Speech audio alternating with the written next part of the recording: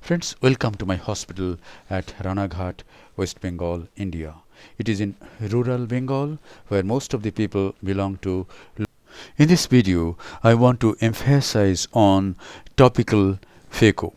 If you can do Phaco under topical anesthesia, you can avoid all the risks that are involved in peribulbar injections. See how it is done. The main incision has been placed. The patient is moving his eye. I'm just supporting the eyeball with a cotton dipped Johnson bud and making the incisions. Here it is. If you're afraid of sudden jerky movement of the eyeball, you can hold the eyeball with a fixation forceps. And now capsulorhexis. The anticapsule has been incised. A capsular tag has been raised. I hold this tag with a utata forceps. I usually go anti-clockwise and do a continuous curvilinear capsulorhexis. If the patient moves his eye a lot, you can always hold the eyeball with a fixation forceps and complete these maneuvers. When you go in with the Phaco handpiece, the movement actually stops because your Phaco handpiece is more powerful than the strength of the muscles. And now is the time to introduce the tip of the Phaco handpiece. Ask the patient to look down.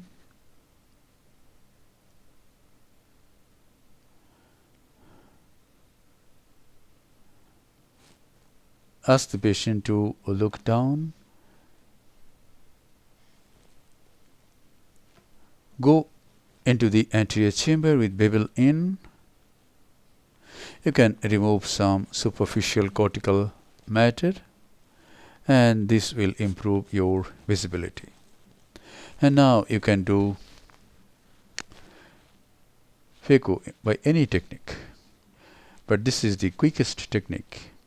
Just chop the nucleus into fragments and engulf each fragment, emulsifying it with ultrasonic energy.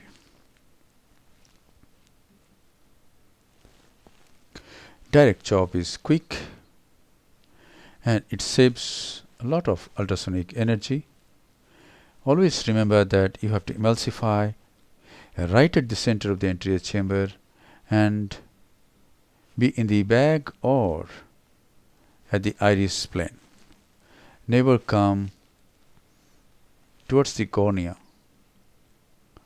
beyond the iris plane.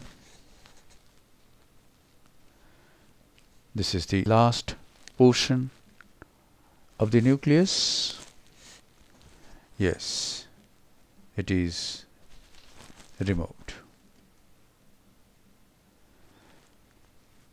There is a small nuclear fragment. We must remember that this nuclear fragment is to be removed first before we attempt removal of the cortical matter. Here it is. Go into the anterior chamber with a Simcoe. Just be below the piece you want to remove, and you can depress the posterior leaf so that they come out. In this case, only one side port has been made, and cortical cleanup is being done with the help of a Simcoe cannula.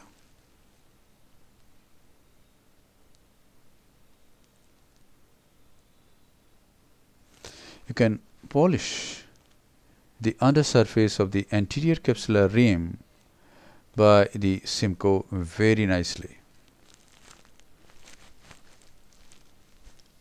because the aspirating port is towards the corneal endothelium.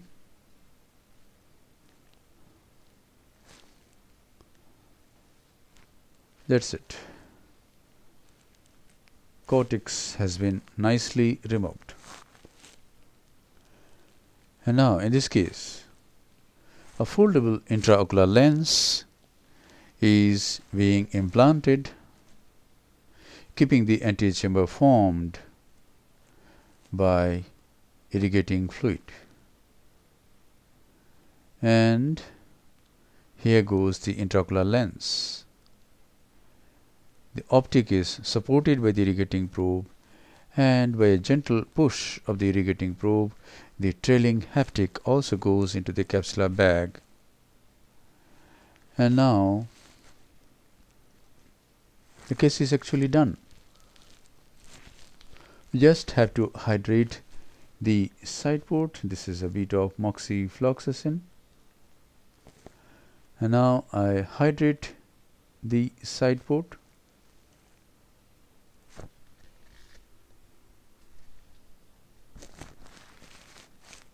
And then a final lavage of the anterior chamber is carried out by a 23 gauge Simcoe cannula.